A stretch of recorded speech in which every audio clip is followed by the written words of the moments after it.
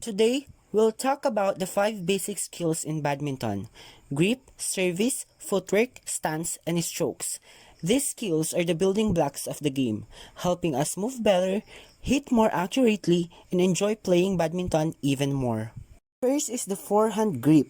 Hold the racket as if you are shaking hands. A V shape is formed between your thumb and index finger. Your fingers should be loosely around the grip. For the backhand grip, place your thumb against the back bevel of the handle for greater leverage and power. The strings face upwards and the thumb is on the wider section of the grip. The universal grip, begin with a backhand grip and move the racket head anti-clockwise so the strings face diagonally. Your thumb rests on the ridge or bevel of the handle. This can be used for backhand rear court shots when the shuttle is behind the player.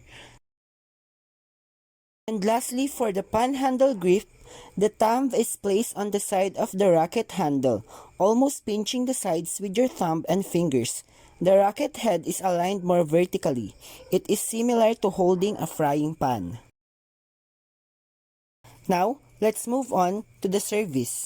There are 2 types of services. First, the high serve, and second, the low serve. Third basic skill is footwork. In badminton, it is the ability to move quickly and efficiently around the court. It helps player reach the shuttle on time, maintain balance, and be ready for the next shot. Good footwork means less effort but faster and smarter movements. Now, let us move on to the different stances. First is the defensive stance. You can use this to defend opponent smashes. Next is the attacking stance. It is the position a player takes when preparing to make an offensive shot, usually a smash or a fast drive. Next is the net stance.